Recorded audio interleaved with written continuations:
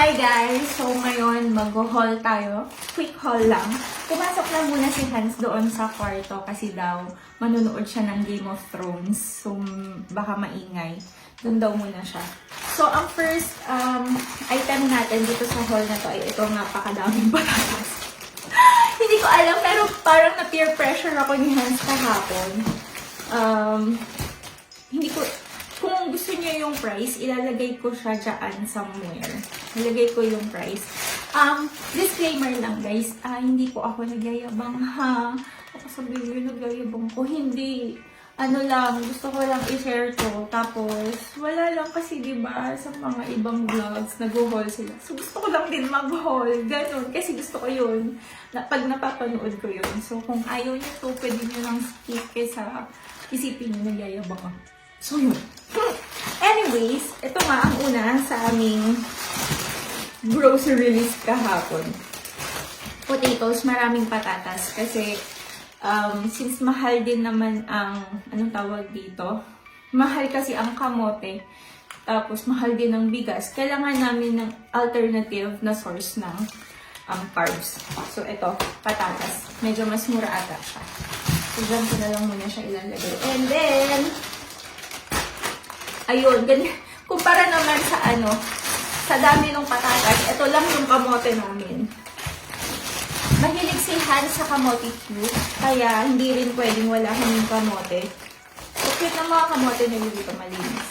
Pero yun nga, 4 na peraso lang, kasi $12 yata to, or something. Ang isang kilo, so sobrang mahal na.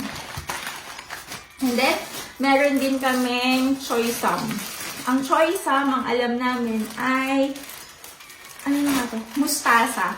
So, bumuli kami ng dalawa kasi gusto namin kainin to ng fresh ni Hans. Kaso nga lang wala kaming alamang. So, hindi ko alam kung kami kukuha ng alamang, pero siguro maghahanap pa kami sa Asian store. Tapos, meron kaming cookie time. Ito yung favorite na cookie ni Hans. So, meron siyang promo kahapon. So, kumuha kami kasi mas mura siya compare dun sa isang peraso lang. Parang $3 yata yung isang peraso. Tapos ito, parang nasa 9. So, parang 12 yung laman niya. So, sobrang laking tipid na nila. Pero hindi na ito kakainin ni Hans. I mean, ililimit ko si Hans kumain ito kasi kaya niya itong ubusin ng minsanan. Grabe yan siya. Tapos guys, ito, bumili kami ng mushroom. So may mga mushrooms kami. Ito yung white button mushroom. Noong una, ang hala ko portobello siya, pero hindi pala. Ito pala yung mga, yung sa atin, yung mga nasa can. Kaya pala sabi ko, parang siyang button mushroom. Sabi ni Hans, oo, white button mushroom. Sabi niya ganun. So, okay. Pero mas lumalaki dun sa sa grocery, sa supermarket. Malalaki to, may mas malalaki pang ganyan. Pero pinili namin yung maliliit. Yan, yung mas maliliit. Maliliit yan. Para mas madami, di ba? And then, meron kaming raisin. Ito guys, tapos na kami mag-breakfast. Yung breakfast namin, yun yung giniling. Binili namin ito para sana doon, para matamis-tamis siya. Kasi diba, kapag tomato sauce,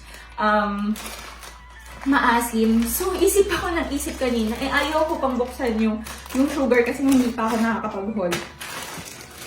Tapos nakalimutan ko may raisin pala. Nakakaloka. So, yan.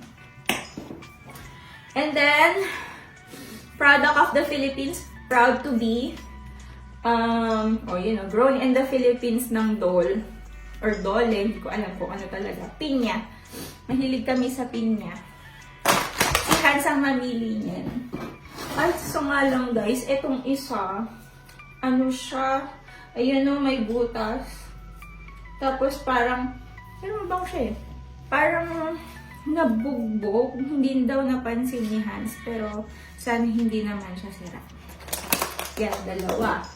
Tapos, ito, napakalaking repolyo. So, yung mga repolyo dito, binibenta nila per piece. Oo, per piece ito guys. So, sobrang laki. Gusto ko sanang kunin yung curly yung dahon. Pero, Hindi ko pa kasi alam kung anong lasa nun. Tsaka baka mas madali siyang masira. Ito kasi, kapag iniiwan ko lang siya dun sa counter, kasi nga malamig dito, diba? Pag iniiwan ko lang siya sa counter, hindi siya nasisira, guys. Ano lang, hihiwain ko lang siya, tapos tatakpan ko siya ng mas malalaking dahon niya. Tapos okay nga, tumagal siya sa amin ng mga 2 weeks. Oo guys, as in, 2 weeks yung itinagal ng repolyo dito. Nakakaloka. Tapos hindi siya nasira, hindi siya nagkaroon ng itim-itim ganyan. Nag-dry lang yung gilid. Alam niyo yung pinaghiwaan. Okay, next, courgette. So, ito naman, courgette na yata to. Or zucchini. Sige, zucchini na lang. Ito yung maliliit na zucchini. So, maliliit lang yung binili ko. Yung binili namin, sorry. Yung binili namin kasi nga, hindi pa daw to na-try ni Han. So, sige, sabi ko, try natin. Lagyan natin ng miswa. Pabalik sa patola. Kasi wala kaming patola, guys. Wala akong patola na nakikita doon sa supermarket. Anyways, sa Asian store siguro meron. Pero, dyan nga lang kasi kami sa town kahapon since may time kami. Next, carrots. So, ito yung mga carrots namin. Konti lang yung binili namin carrots ni Hans. Konti lang ngayon. Parang wala itong 1 kilo. Kasi meron pa kaming carrots doon. Usually kasi ini-snack namin ito. So, yan. And then, ito, sugar. Nasa listahan ko to kahapon. Di ba nag-ayos ako ng pantry. So, wala na kaming sugar. Buti na lang merong brown sugar dito. Tapos 1 kilo na yan siya. Mas mura siya compared doon sa granule. Hindi eh. Parang rock sugar. Parang ganun. Nakita namin kahapon. Mas mahal yun eh. Pwede sana namin itry. Kasi nga, nagulat si Hans. Ha, parang asin, sabi niyang ganun. Tapos gusto ko sana itry. Pero, asukal din naman yan eh. So, ito na lang tayo sa sa granulated. Anyways, ito, Vapo Drops. Ayoko to. Wait lang.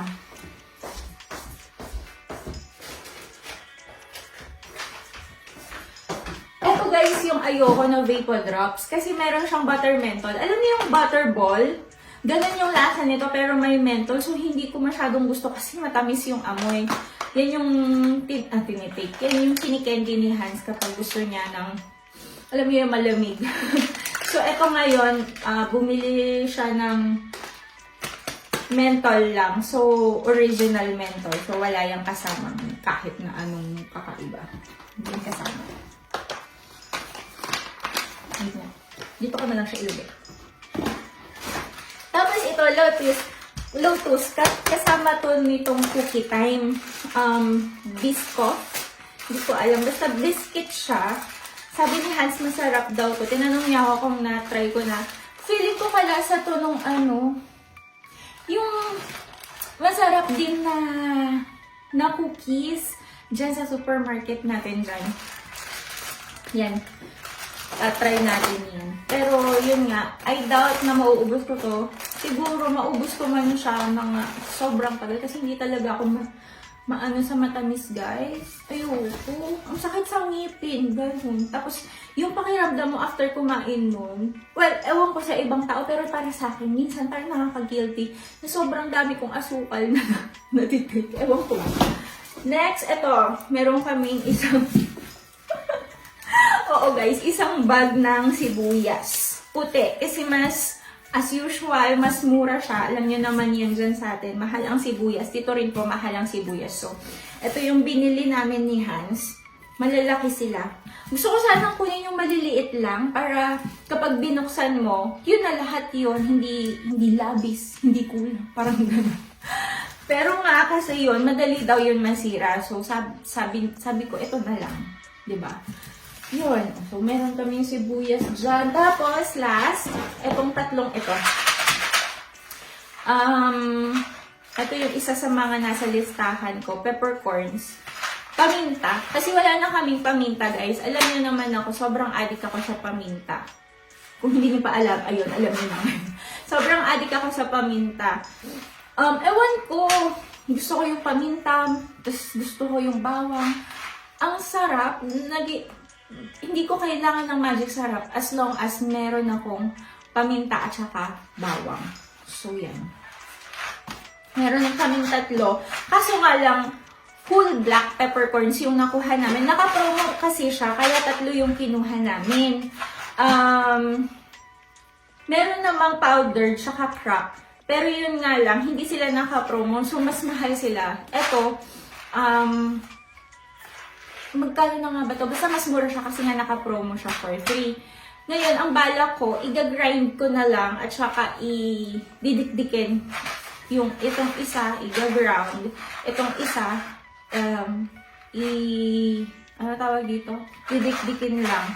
So, di ba, may powdered na ako, may crack na ako, may whole pa ako. So, ayun guys, ito lang yung mga pinamili namin kahapon.